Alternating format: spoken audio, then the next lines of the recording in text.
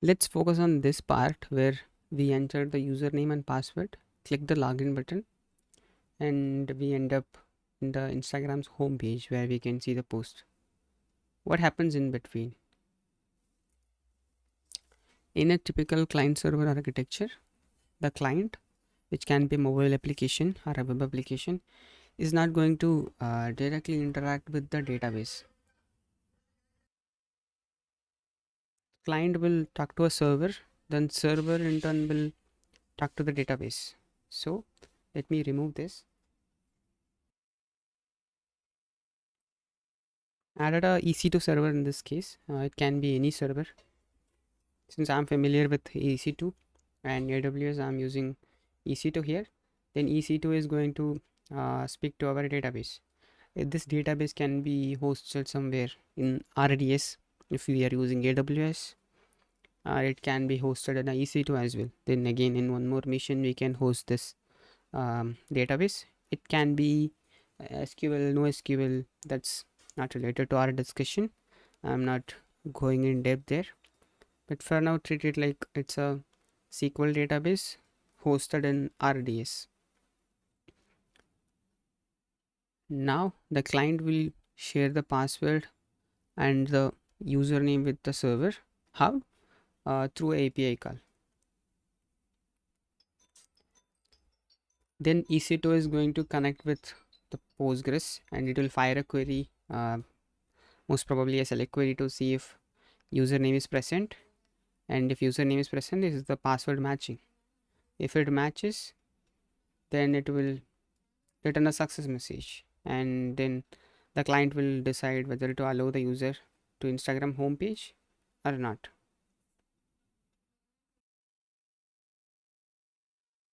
If we look further into the API URL will look something like /login, and the input is going to be the username and password.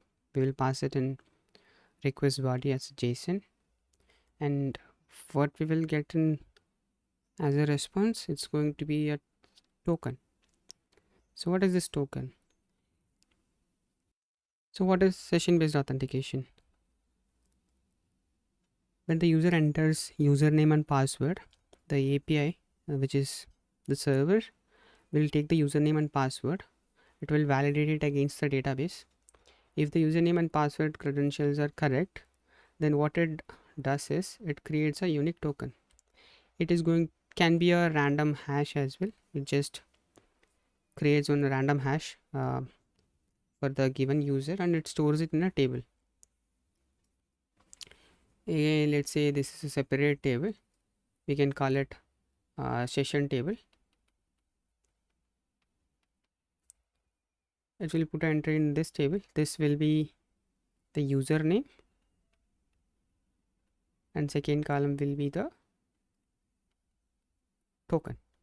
Say the username in this case is Jan123,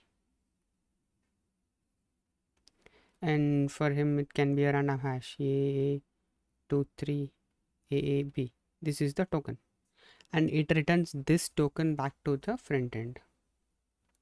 Instead of this, it returns AA23AAB. What is this token? This is your session token that says the user authenticated successfully, and this is the proof that he is authenticated. Now what the front end will do,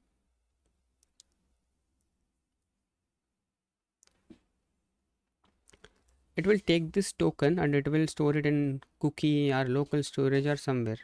The front end browser or web application, it will have its own storage and it will store this token there, AA23AAB.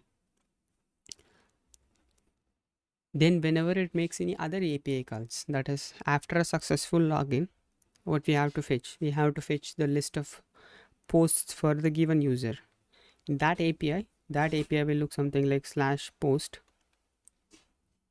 and you will what will be the input? You will pass username. Let's take username is going to be the input. You will pass Jan 1 2 3, and what it will give you in back, it will give you the list of posts, right? It will give you posts from all your friends.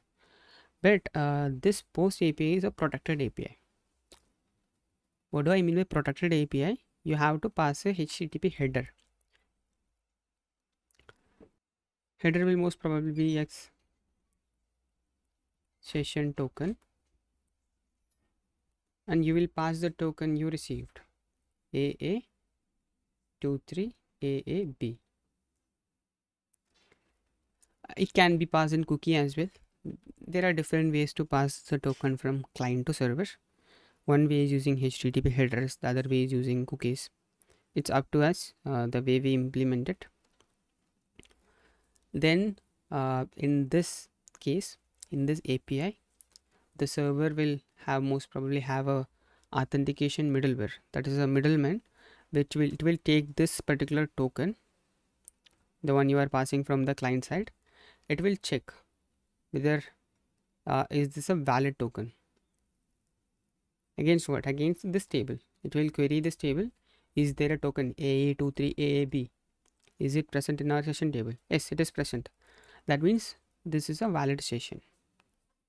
Then it will allow the user. As you can see, we have token and the username as well. If you are trying to fetch the post, we don't have to pass this username explicitly. Server can derive this information from the token itself.